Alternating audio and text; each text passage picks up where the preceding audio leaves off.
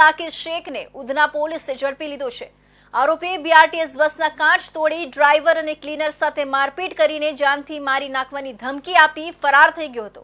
આરોપી શાહિલ ઝાકિર શેખ શહેરમાં મોપેડ ચોરી અને સોનાની ચેઇન સ્નેચિંગના અનેક ગુનાઓમાં સંડોવાયેલો છે।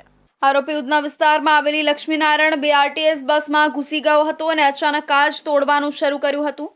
આ દરમિયાન ડ્રાઈવર અને ક્લીનરે તેને રોકવાનો પ્રયાસ કરતા શાહિલે બંને પર હુમલો કરી મારપીટ કરી હતી। બાદમાં બંનેને આરોપીએ જાનથી મારી નાખવાની ધમકી આપીને નાસી છૂટ્યો હતો।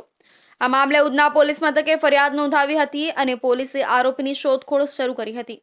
ઉધના પોલીસે બાતમીના આધારે આરોપીને ડિંડોલી ભેસ્તાન આવાસ ખાતેથી ઝડપી લીધો હતો।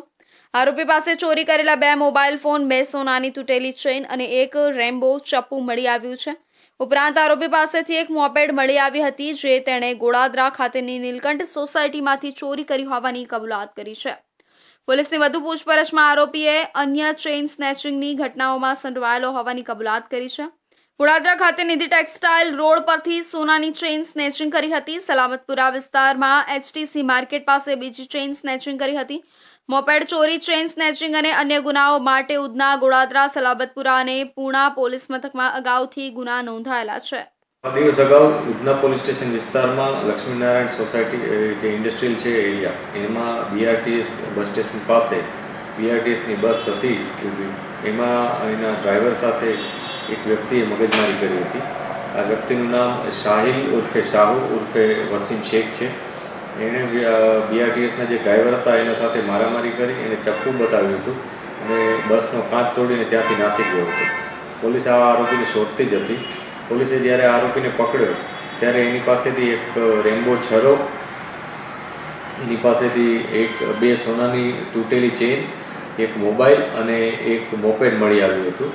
પોલીસે આ બાબતે વધુ ઊંડાણપૂર્વક તપાસ કરતાં ખ્યાલ આવ્યો હતો કે આ તમામ વસ્તુઓ એની ચોરીની છે, કે જેમાં એણે મોબાઈલ છે અને એક સોનાની ચેઇન એ ગોળાદરા પોલીસ સ્ટેશન વિસ્તારમાંથી ચોરી હતી, જે ત્યાં બંને આ ગુના નોંધાયા હતા। આ બંને ગુના ડિટેક્ટ કરવામાં આવ્યા। ઉધના પોલીસે આરોપી પાસેથી ₹2 લાખથી વધુનો મુદ્દામાલ કબજે કરી આગળની કાર્યવાહી હાથ ધરી છે। પોલીસ હવે તપાસ કરી રહી છે કે આ ગેંગમાં અન્ય કોણ કોણ સામેલ છે અને આ આરોપી અત્યાર સુધીમાં કેટલા ગુનાઓ કરી ચૂક્યો છે।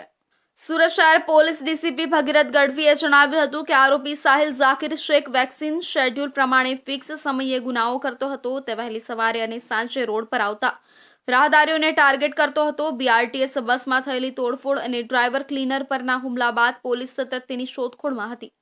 તે ગોળાદરા, ઉધના, પૂણા અને સલાબતપુરા વિસ્તારમાં અન્ય ગુનાઓમાં પણ સંડોવાયેલો છે। અમે તેની વધુ પૂછપરછ કરી રહ્યા છીએ। સુરત